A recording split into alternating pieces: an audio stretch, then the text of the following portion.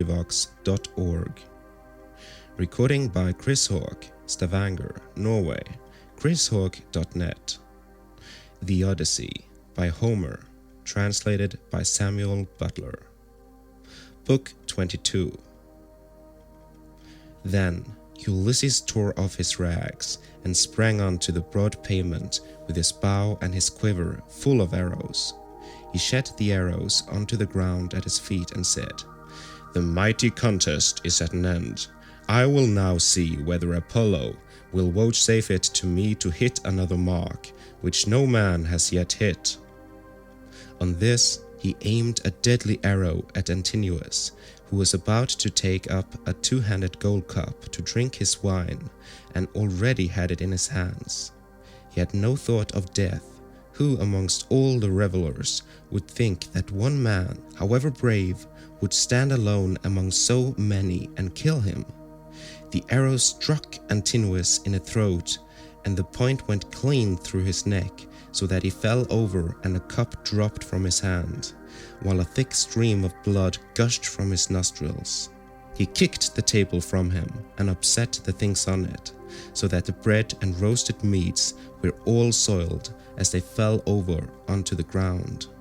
The suitors were in an uproar when they saw that a man had been hit.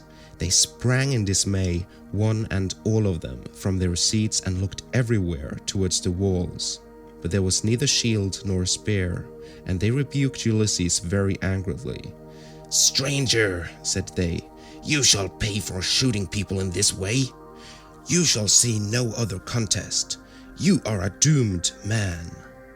He whom you have slain was the foremost youth in Ithaca, and the vultures shall devour you for having killed him." Thus they spoke, for they thought that he had killed Antinous by mistake, and did not perceive that death was hanging over the head of every one of them. But Ulysses glared at them and said, "Dogs, did you think that I should not come back from Troy? You have wasted my substance, have forced my women servants to lie with you, and have wooed my wife while I was still living. You have feared neither God nor man, and now you shall die." They turned pale with fear as he spoke, and every man looked round to see whither he might fly for safety, but Eurymachus alone spoke. "If you are Ulysses," said he, "then what you have said is just. We have done much wrong on your lands and in your house, but Antinous, who was the head and front of the offending, lies low already. It was all his doing. It was not that he wanted to marry Penelope. He did not so much care about that. What he wanted was something quite different, and Jove has not vouchsafed it to him. He wanted to kill your son and to be chief man in Ithaca. Now, therefore, that he has met the death which was his due, spare the lives of your people. We will make everything good among ourselves, and pay you in full for all that we have eaten and drunk. Each one of us shall pay you a fine worth 20 oxen, and we will keep on giving you gold and bronze till your heart is softened. Until we have done this, no one can complain of your being enraged against us." Ulysses again glared at him and said, "Though you should give me all that you have in the world, both now and all that you ever shall have, I will not stay my hand till I have paid all of you in full. You must fight or fly for your lives, and fly. Not a man of you shall." Their hearts sank as they heard him, but Eurymachus again spoke, saying, "My friends, this man will give us no quarter. He will stand where he is and shoot us down till he has killed every man among us. Let us then show fight. Draw your swords and hold up the tables to shield you from his arrows. Let us have at him with a rush to drive him from the pavement and doorway. We can then get through into the town and raise such an alarm as shall soon stay his shooting." As he spoke, he drew his keen blade of bronze, sharpened on both sides, and with a loud cry sprang towards Ulysses. But Ulysses instantly shot an arrow into his breast that caught him by the nipple and fixed itself in his liver. He dropped his sword and fell doubled over his table. The cup and all the meats went over onto the ground as he smote the earth with his forehead in the agonies of death, and he kicked the stool with his feet until his eyes were closed in darkness. Then Amphinomus drew his sword and made straight at Ulysses to try to get him away from the door, but Telemachus was too quick for him and struck him from behind. The spear caught him between the shoulders and went right through his chest, so that he fell heavily to the ground and struck the earth with his forehead. Then Telemachus sprang away from him, leaving his spear still in the body, for he feared that if he stayed to draw it out, some of the Achaeans might come up and hack at him with a sword, or knock him down. So he set off at a run, and immediately was at his father's side. Then he said, "Father, let me bring you a shield, 2 spears, and a brass helmet for your temples. I will arm myself as well, and bring other armor for the swineherd and the stockman, for we had better be armed." "Run and fetch them," answered Ulysses, "while my arrows hold out, or when I am alone, they may get me away from the door." Telemachus did as his father said, and went off to the storeroom where the armor was kept. He chose 4 shields, 8 spears, and 4 brass helmets with horsehair plumes. He brought them with all speed to his father, and armed himself first, while the stockman and the swineherd also put on their armor, and took their places near Ulysses. Meanwhile, Ulysses, as long as his arrows lasted, had been shooting the suitors one by one, and they fell thick on one another. When his arrows gave out, he set the bow to stand against the end wall of the house by the doorpost, and hung a shield 4 hides thick about his shoulders. On his comely head he set his helmet, well wrought, with a crest of horsehair that nodded menacingly above it, and he grasped 2 redoubtable bronze-shod spears. Now there was a trapdoor on the wall, while at one end of the pavement there was an exit leading to a narrow passage, and this exit was closed by a well-made door. Ulysses told Philoetius to stand by this door and guard it, for only one person could attack it at a time. But Agelaus shouted out, "Cannot someone go up to the trapdoor and tell the people what is going on? Help would come at once, and we should soon make an end of this man and his shooting." "This may not be, Agelaus," answered Melanthius. "The mouth of the narrow passage is dangerously near the entrance to the outer court. One brave man could prevent any number from getting in. But I know what I will do.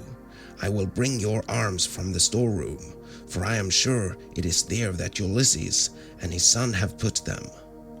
On this, the goatherd Melanthius went by back passages to the storeroom of Ulysses' house.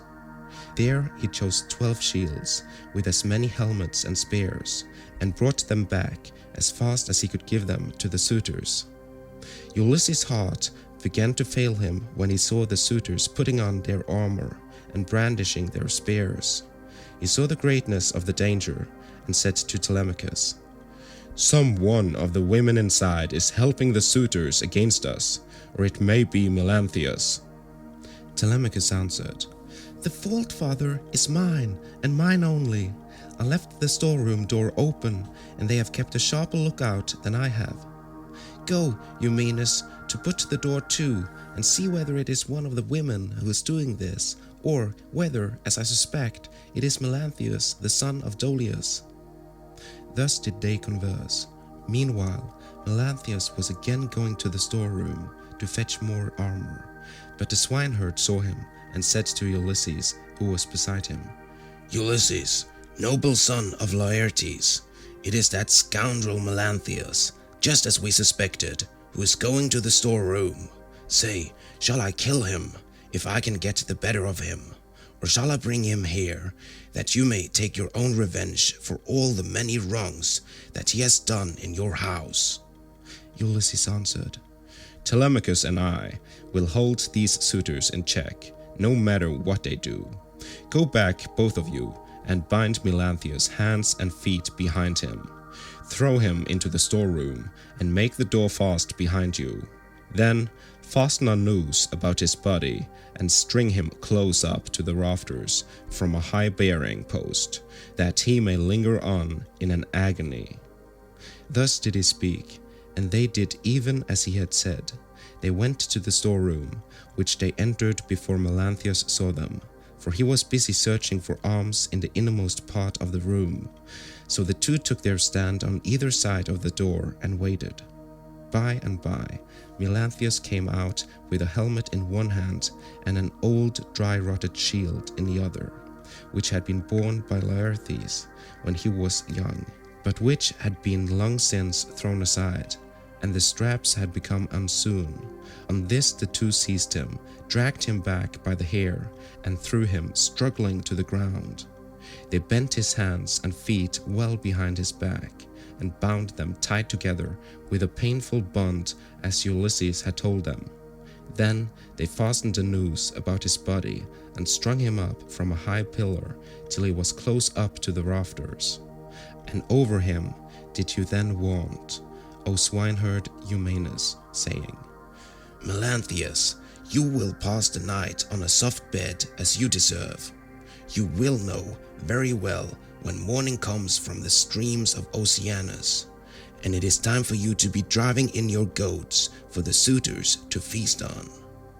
There, then, they left him in a very cruel bondage, and having put on their armor, they closed the door behind them and went back to take their places by the side of Ulysses, whereon the four men stood in the cloister, fierce and full of fury.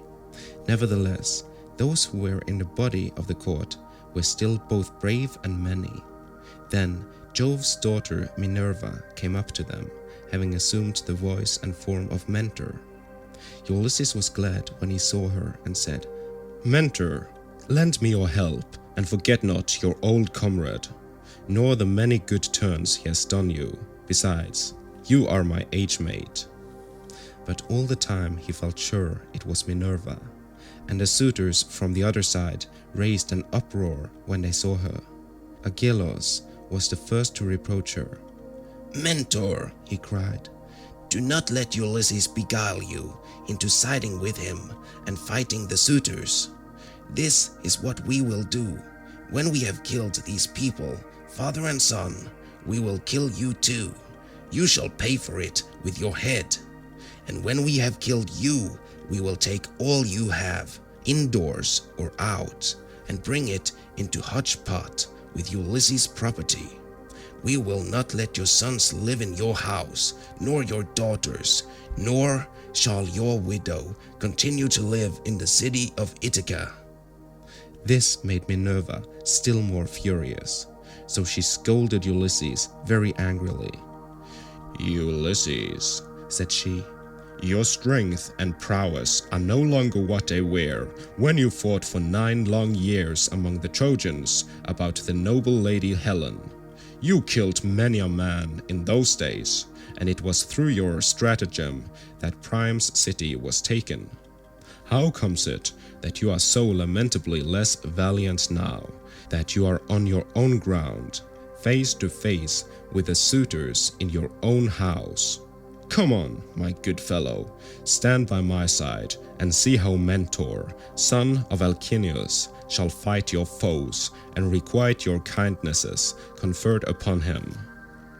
But she would not give him full victory as yet, for she wished still further to prove his own prowess and that of his brave son. So she flew up to one of the rafters in the roof of the cloister and sat upon it in the form of a swallow. Meanwhile, Agelaus, son of Damastor, Eurynomus, Amphimedon, Demoptolemus, Pisander, and Polybus, son of Polyctor, bore the brunt of the fight upon the suitors' side. Of all those who were still fighting for their lives, they were by far the most valiant, for the others had already fallen under the arrows of Ulysses. Agelaus shouted to them and said, My friends, he will soon have to leave off, for Mentor has gone away after having done nothing for him but brag. They are standing at the doors unsupported. Do not aim at him all at once, but 6 of you throw your spears first, and see if you cannot cover yourself with glory by killing him. When he has fallen, we need not be uneasy about the others." They threw their spears as he bade them, but Minerva made them all of no effect. One hit the doorpost, another went against the door, the pointed shaft of another struck the wall, and as soon as they had avoided all the spears of the suitors, Ulysses said to his own men, "My friends, I should say we too had better let drive into the middle of them, or they will crown all the harm they have done us by killing us outright." They therefore aimed straight in front of them and threw their spears. Ulysses killed Demoptolemus, Telemachus, Eurytus, Eumaeus, Elatus, while the stockman killed Pisander. These all bit the dust, and as the others drew back into a corner, Ulysses and his men rushed forward and regained their spears by drawing them from the bodies of the dead. The suitors now aimed a second time, but again Minerva made their weapons for the most part without effect. One hit a bearing post of the cloister, another went against the door, while the pointed shaft of another struck the wall. Still, Amphimedon just took a piece of the top skin from off Telemachus's wrist, and Ctesippus managed to graze Eumaeus' shoulder above his shield, but the spear went on and fell to the ground. Then Ulysses and his men let drive into the crowd of suitors. Ulysses hit Eurydamas, Telemachus, Amphimedon, and Eumaeus Polybus. After this, the stockman hit Ctesippus in the breast and taunted him, saying, "Foul-mouthed son of Polytherus, do not be so foolish as to talk wickedly another time, but let heaven direct your speech, for the gods are far stronger than men. I make you a present of this advice, to repay you for the foot which you gave Ulysses when he was begging about in his own house." Thus spoke the stockman, and Ulysses struck the son of Damastor with a spear in close fight, while Telemachus hit Leocritus, son of Evenor, in the belly, and the dart went clean through him, so that he fell forward full on his face upon the ground. Then Minerva, from her seat on the rafter, held up her deadly aegis, and the hearts of the suitors quailed. They fled to the other end of the court, like a herd of cattle maddened by the gadfly in early summer when the days are at their longest. As eagle-beaked, crook-taloned vultures from the mountains swoop down on the smaller birds that cower in flocks upon the ground and kill them, for they cannot either fight or fly, and lookers-on enjoy the sport. Even so did Ulysses and his men fall upon the suitors and smite them on every side. They made a horrible groaning as their brains were being battered in, and the ground seethed with their blood. Leiodes then caught the knees of Ulysses and said, "Ulysses, I beseech you, have mercy upon me and spare me. I never wronged any of the women in your house, either in word or deed, and I tried to stop the others. I saw them, but they would not listen, and now they are paying for their folly. I was their sacrificing priest. If you kill me, I shall die without having done anything to deserve it, and shall have got no thanks for all the good that I did." Ulysses looked sternly at him and answered, "If you were their sacrificing priest, you must have prayed many a time that it did be long before I got home again, and that you might marry my wife and have children by her. Therefore you shall die." With these words he picked up the sword that Agelaus had dropped when he was being killed, and which was lying upon the ground. Then he struck Leiodes on the back of his neck, so that his head fell rolling in the dust while he was yet speaking. The minstrel Phemius, son of Terpes, he who had been forced by the suitors to sing by them, now tried to save his life. He was standing near towards the trap door and held his lyre in his hand. He did not know whether to fly out of the cloister and sit down by the altar of Jove that was in the outer court, and on which both Laertes and Ulysses had offered up the thigh bones of many an ox, or whether to go straight up to Ulysses and embrace his knees. But in the end he deemed it best to embrace Ulysses' knees. So he laid his lyre on the ground between the mixing bowl and the silver-studded seat.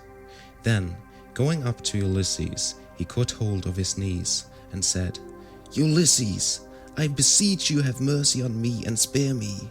You will be sorry for it afterwards if you kill a bard who can sing both for gods and men as I can. I make all my lays myself, and heaven visits me with every kind of inspiration. I would sing to you as though you were a god. Do not therefore be in such a hurry to cut my head off. Your own son, Telemachus, will tell you that I did not want to frequent your house and sing to the suitors after their meals, but they were too many and too strong for me, so they made me. Telemachus heard him and at once went up to his father. Hold, he cried. The man is guiltless, do him no hurt, and we will spare Medon too, who was always good to me when I was a boy, unless Philoctetes or Eumaeus has already killed him, or he has fallen in your way when you were raging about the court. Medon caught these words of Telemachus, for he was crouching under a seat, beneath which he had hidden by covering himself up with a freshly flayed heifer's hide. So he threw off the hide, went up to Telemachus, and laid hold of his knees. Here I am, my dear sir, said he. Stay your hand, therefore, and tell your father, or he will kill me in his rage against the suitors, for having wasted his substance and been so foolishly disrespectful to yourself. Ulysses smiled at him and answered, Fear not, Telemachus has saved your life, that you may know in the future and tell other people how greatly better good deeds prosper than evil ones. Go therefore outside the cloisters into the outer court, and be out of the way of the slaughter, you and the bard, while I finish my work here inside. The pair went into the outer court as fast as they could, and sat down by Jove's great altar, looking fearfully round, and still expecting that they would be killed. Then Ulysses searched the whole court carefully over, to see if anyone had managed to hide himself and was still living, but he found them all lying in the dust and weltering in their blood. They were like fishes, which fishermen have netted out of the sea, and thrown upon the beach to lie gasping for water, till the heat of the sun makes an end of them. Even so were the suitors lying all huddled up, one against the other. Then Ulysses said to Telemachus, Call nurse Euryclea, I have something to say to her. Telemachus went and knocked at the door of the women's room. Make haste, said he, you old woman who have been set over all the other women in the house. Come outside, my father wishes to speak to you. When Euryclea heard this, she unfastened the door of the women's room and came out, following Telemachus. She found Ulysses among the corpses, bespattered with blood and filth, like a lion that has just been devouring an ox, and his breast and both his cheeks are all bloody, so that he is a fearful sight. Even so was Ulysses besmirched from head to foot with gore. When she saw all the corpses and such a quantity of blood, she was beginning to cry out for joy, for she saw that a great deed had been done. But Ulysses checked her. Old woman, said he, rejoice in silence. Restrain yourself, and do not make any noise about it. It is an unholy thing to vaunt over dead men. Heaven's doom and their own evil deeds have brought these men to destruction for they respected no man in the whole world, neither rich nor poor, who came near them, and they have come to a bad end as a punishment for their wickedness and folly. Now, however, tell me, which of the women in the house have misconducted themselves, and who are innocent?" "I will tell you the truth, my son," answered Euryclea. "There are 50 women in the house whom we teach to do things such as carding wool and all kinds of household work. Of these, 12 in all have misbehaved and have been wanting in respect to me, and also to Penelope. They showed no disrespect to Telemachus, for he has only lately grown, and his mother never permitted him to give orders to the female servants. But let me go upstairs and tell your wife all that has happened, for some god has been sending her to sleep." "Do not wake her yet," answered Ulysses, "but tell the women who have misconducted themselves to come to me." Euryclea left the cloister to tell the women and make them come to Ulysses. In the meanwhile, he called Telemachus, the stockman, and the swineherd. "Begin," said he, "to remove the dead and make the women help you. Then get sponges and clean water to swill down the tables and seat. When you have thoroughly cleansed the whole cloisters, take the women into the space between the domed room and the wall of the outer court, and run them through with your swords till they are quite dead, and have forgotten all about love and the way in which they used to lie in secret with the suitors." On this, the women came down in a body, weeping and wailing bitterly. First, they carried the dead bodies out and propped them up against one another in a gatehouse. Ulysses ordered them about and made them do their work quickly, so they had to carry the bodies out. When they had done this, they cleaned all the tables and seats with sponges and water, while Telemachus and the 2 others shoveled up the blood and dirt from the ground, and the women carried it all away and put it out of doors. Then, when they had made the whole place quite clean and orderly, they took the women and hemmed them in the narrow space between the wall of the domed room and that of the yard, so that they could not get away. And Telemachus said to the other 2, "I shall not let these women die a clean death, for they were insolent to me and my mother, and used to sleep with the suitors." So saying, he made a ship's cable fast to one of the bearing posts that supported the roof of the domed room, and secured it all around the building at a good height, lest any of the women's feet should touch the ground, and as thrushes or doves beat against a net that had been set for them in a thicket just as they were getting to their nest, and a terrible fate awaits them. Even so did the women have to put their heads in nooses one after the other and die most miserably. Their feet moved convulsively for a while, but not for very long.